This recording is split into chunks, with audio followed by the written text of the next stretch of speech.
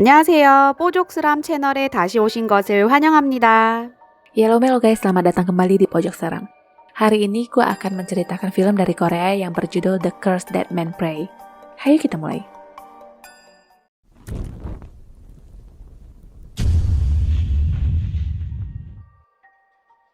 Seorang pria pulang dan menemukan sosok asing di rumahnya. Dia pun mencoba menyerang, tapi sialnya sosok itu sepertinya bukan manusia biasa, dan akhirnya pria itu pun tewas digigit. Setelah itu, ada yang aneh di mana kulit sosok asing ini rontok seperti cat tembok. Berita menyiarkan ditemukan mayat seorang pria bernama Kim Jong Kyun, 46 tahun, dan sebab kematiannya diperkirakan karena keracunan kerang paralitik.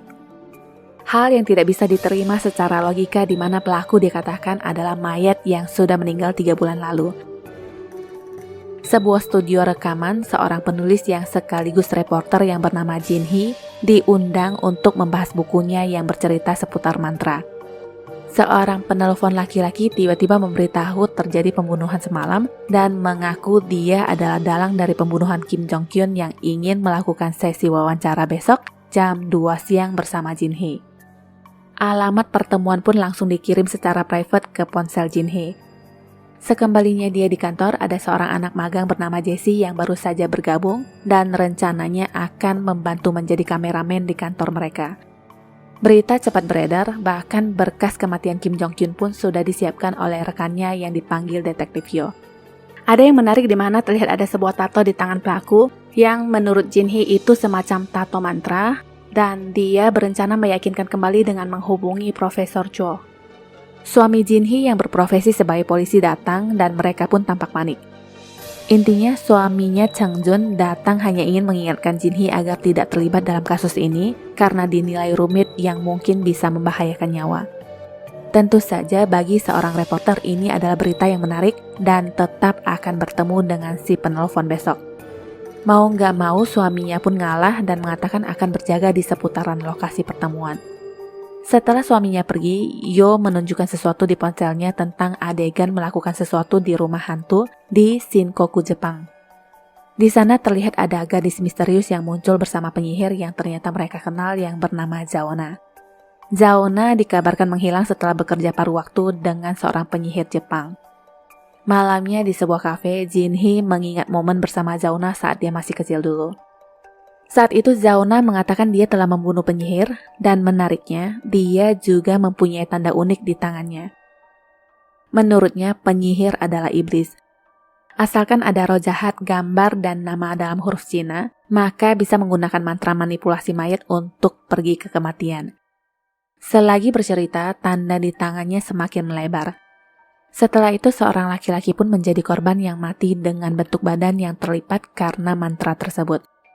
Dia berkata akan selalu menahan roh jahat, setelah itu dia pun pingsan. Lampu kafe tiba-tiba padam padahal Jin Hee masih duduk di sana. Seseorang datang dan langsung menyerangnya. Ternyata bukan orang, tapi lebih persisnya seperti setan. Setelah itu tampak ada sesuatu yang tak kasat mata yang membantu Jin Hee. Sosok aneh itu pun ditaklukkan dengan mudah dan tumbang. Seorang perempuan muncul di hadapan mereka dan berteriak, "Pergilah ke kematian," dan ternyata hanyalah mimpi Jin Hee. Tibalah hari pertemuan dengan sosok pria misterius yang menelpon kemarin.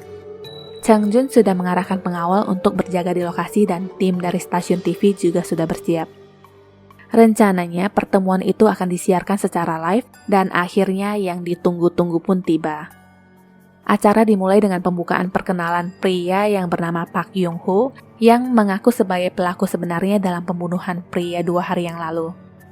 Sembari memperkenalkan diri, di tempat lain polisi melacak identitasnya yang tidak terlapor pernah melakukan tindak kriminal, tapi dia malah dilaporkan menghilang oleh seseorang.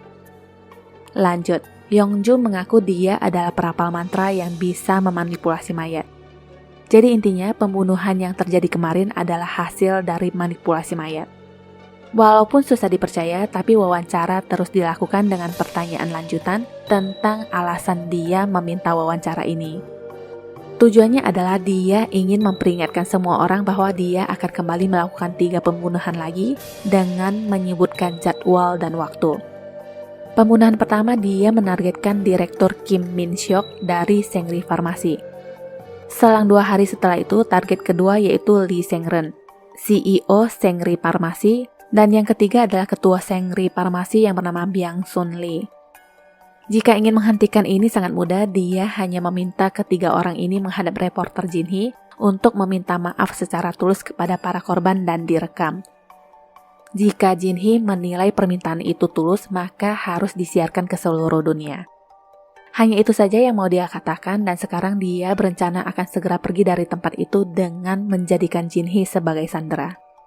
Polisi yang menyaksikan dari balik layar pun segera bergerak.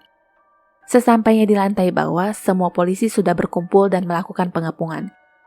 Jin Hee menyadari sebuah tanda di tangannya yang tiba-tiba muncul dan bertanya kepadanya alasan kenapa memilih dia. Yong-ho mengatakan itu sesuatu yang harus kau cari tahu sendiri dengan kulit wajah yang ngeletek dan Jin Hee pun dihempaskan. Setelah itu Yong-ho rontok sedikit demi sedikit seperti bahan bangunan yang rapuh dan tewas. Jadi intinya, Yong-ho sendiri juga bukan pelaku sebenarnya dan hanya dijadikan boneka untuk menyebar teror. Video itu pun diputar kembali di kantor Sengri Farmasi, tepatnya di depan orang-orang yang diancam akan dihabisi, kecuali ketua mereka yang katanya sedang bertapa di villa karena penyakit gula darah. Direktur Kim sangat panik menanggapi video itu sedangkan yang lainnya tampak biasa saja. Kenyataannya Direktur Kim tahu bahwa Yong-ho adalah orang gila karena dia dulunya pernah menjadi bagian dari penelitian di institut mereka. Perempuan yang dipanggil eksekutif Mei Ying ini lebih mengkhawatirkan saham mereka ketimbang hal-hal yang menurut dia konyol dan memutuskan untuk menghapus video itu di internet. Mei Ying sendiri statusnya adalah anak dari ketua Sung Lee. Setelah rapat internal, sekarang mereka ditemui pihak kepolisian untuk mengkonfirmasi tentang Yong-ho yang dikatakan tidak pulang ke rumah tepatnya 1 bulan yang lalu setelah dari lembaga institut mereka, dan pertanyaan paling menarik adalah apa alasan Yong-ho memakai metode ini agar Sengri Farmasi meminta maaf kepada publik. Dengan segera Mei Ying menjawab mereka tidak tahu dan dengan tegas melarang tim inspeksi melakukan penyelidikan internal. Walaupun begitu, polisi tentu saja tetap melakukan penyelidikan diam-diam, dimulai dari teori tentang mayat Yong-ho yang ngeletek aneh. Bisa dipastikan mayat itu dimanipulasi oleh mantra mayat. Pria yang dipanggil Profesor Zhang mengatakan yang dia tahu hanya 1 negara yang menggunakan jenis tato ini, yaitu Indonesia. Omongannya pun dibuktikan dengan gambar di layar. Jadi intinya, dia berspekulasi orang yang melakukan itu adalah seorang dukun. Ketik rek weton, kirim ke 9887. Percayalah. Sewaktu Jin Hee berkendara ke kantor, Yu mengabarkan identitas asli mayat yang membunuh Kim Jong-kyun telah ditemukan, yang bernama Hwang Zeng-guo.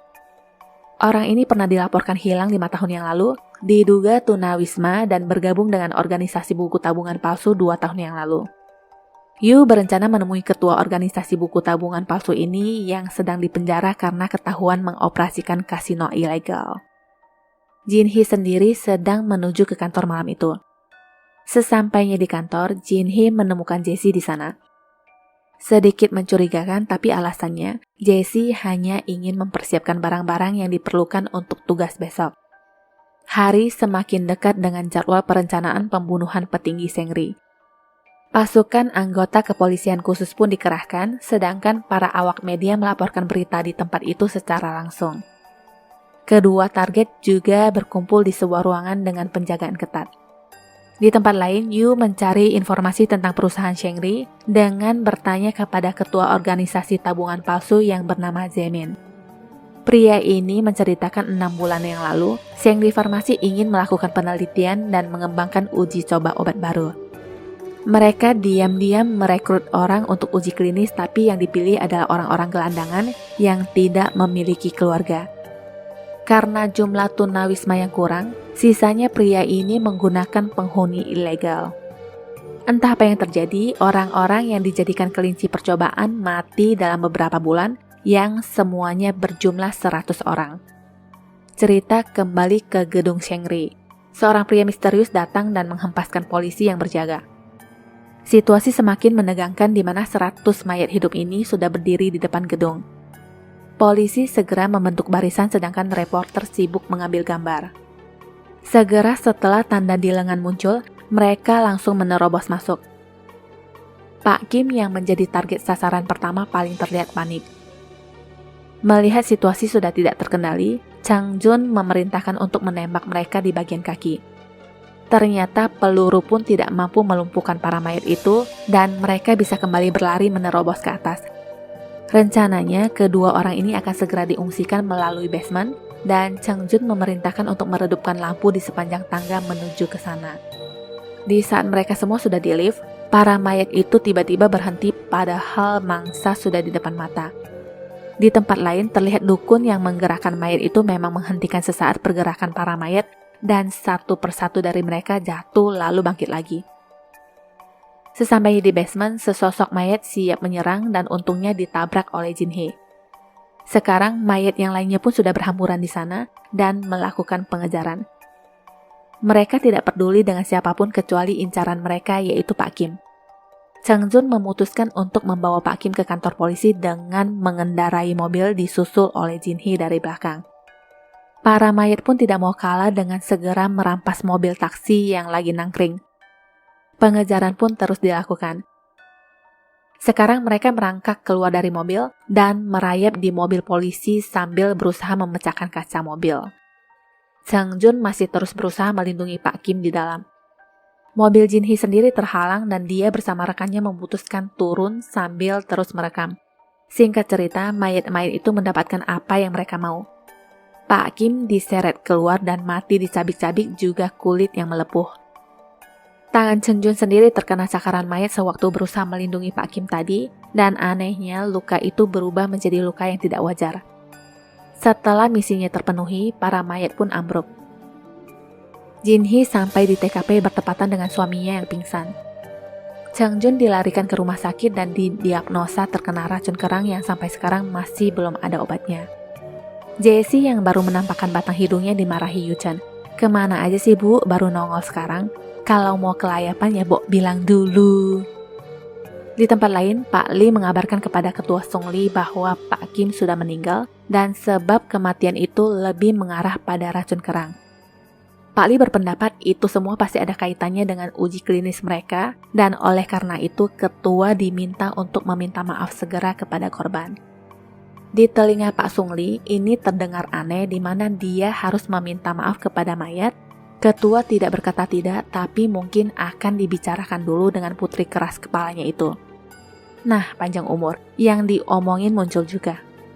Pak Lee yang berstatus sebagai paman Mei Ying ini menyalahkannya atas semua yang terjadi dengan uji coba berbahaya yang tak lain adalah usul dari perempuan satu ini yang bertujuan mendapatkan banyak uang.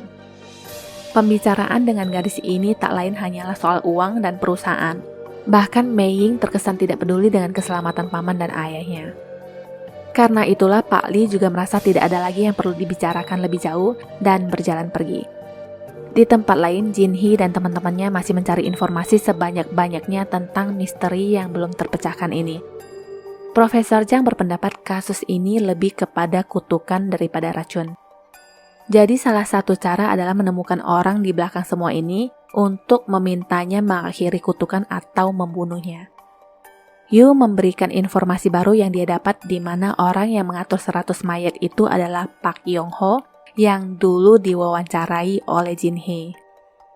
Dari pertemuan dia dengan Jaemin tempo hari, Jaemin berkata sebulan kemudian dari kejadian itu, pria dari Asia Tenggara datang ke kantor dan mencari keluarganya yang katanya bekerja di perusahaan.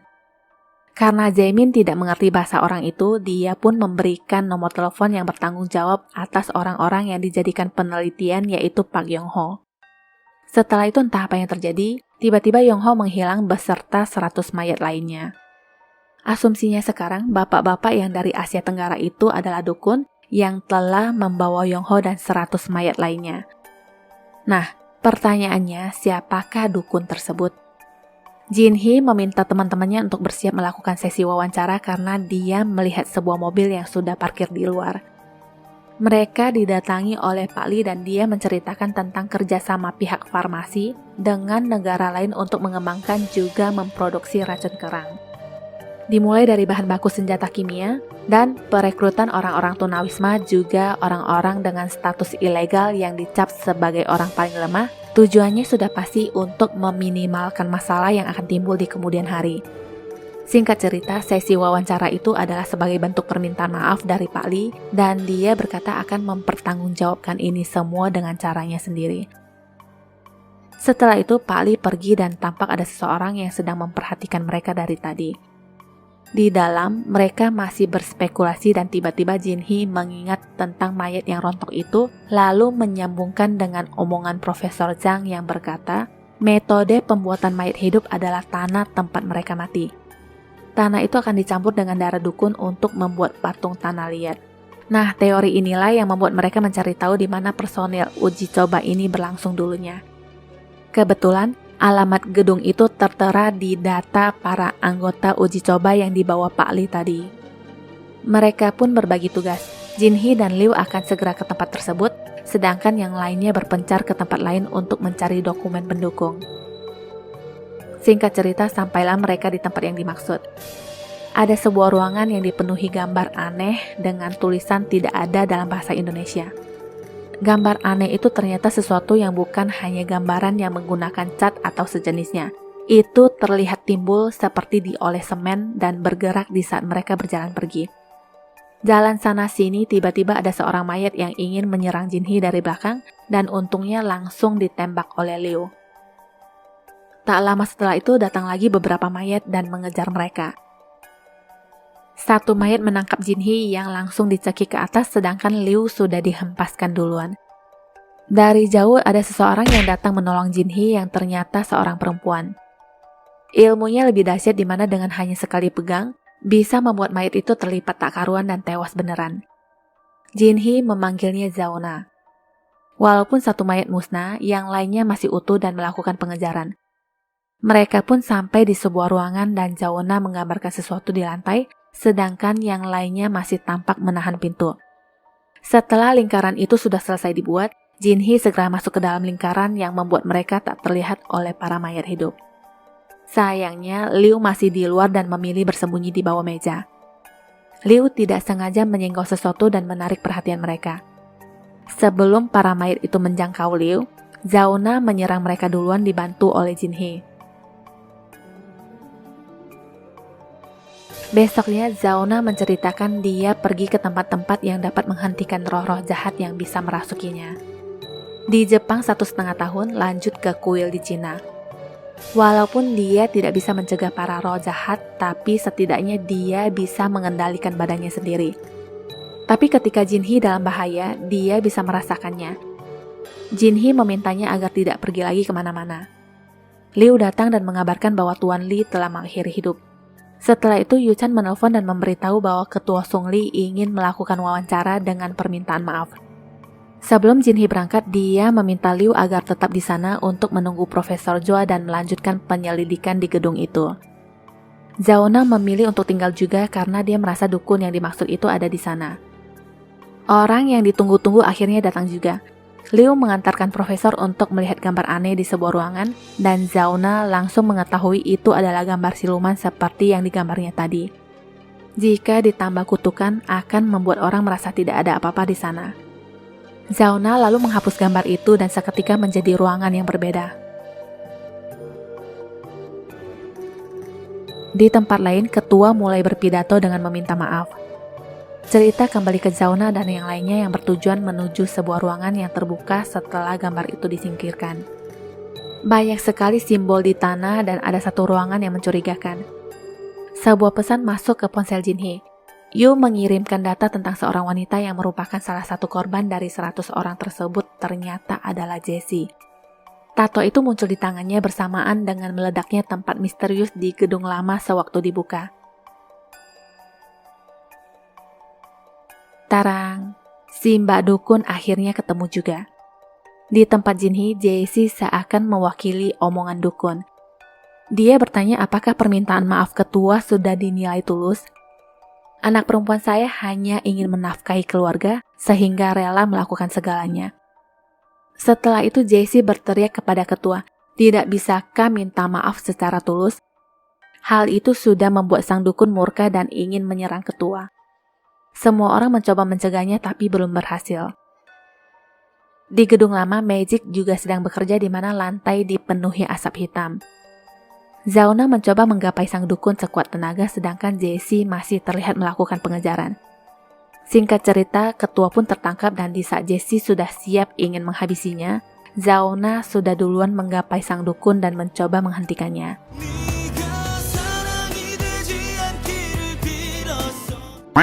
Jessie pun akhirnya terdiam dan rontok, begitu juga boneka tanah liat yang menggambarkan anaknya. Dukun hanya bisa menangis sedih mengingat anaknya.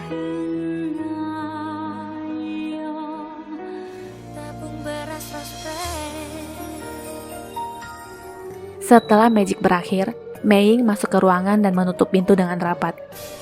Yang dia pikirkan masih tentang perusahaan dan mengatakan pamannya Lee telah menyerahkan semua bukti kepada polisi, jadi sekarang dia berpikir ingin menyingkirkan ayahnya dengan mengkambing hitamkan Jessie dengan cara mengoleskan racun kerang ke wajah ayahnya.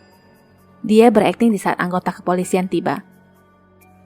Jin Hee datang dan langsung berkata berhentilah berakting karena dalang dari kasus ini telah mengaku dan semua terekam di sini sambil memperlihatkan kameranya. Jadi mikrofon yang dipasang Jessie kepada Pak Ketua itu tersambung langsung ke Jin Hee dan parahnya itu semua tersiar secara live. Mei Ying pun tidak bisa berkutik lagi dan akhirnya ditangkap. Zauna menceritakan apa yang dilihat dalam kepala dukun itu saat dia memegangnya, yaitu saat-saat bersama anaknya dan sempat berpesan jangan seperti dia yang berpegang teguh kepada iblis yang akhirnya kehilangan orang yang dicintai. Akhirnya Chang Jun juga pulih dan mereka pun berkumpul kembali. 3 bulan kemudian, Bian Mei Ling dibebaskan karena bukti yang tidak cukup kuat. Jin Hee menghampirinya dan memintanya untuk minta maaf dengan tulus walaupun dia dibebaskan. Mei Ying masih dengan sombongnya bertanya, jika dia tidak melakukannya bagaimana? Simple, seperti yang pernah Yuna katakan, di mana ada barang kepunyaan pemilik, foto dan nama Cina, maka semuanya bisa dilakukan. Jadi pilihannya mau minta maaf atau disantet. Tamat. Percayalah. Ingatlah ketika kamu memaafkan, kamu sembuh. Dan ketika kamu melepaskan, kamu akan bertumbuh. 시청해주셔서 감사합니다. 구독과 좋아요, 공유 잊지 마시고요. 다음 영상 알림을 위해 알람 설정도 부탁드립니다. Sampai jumpa.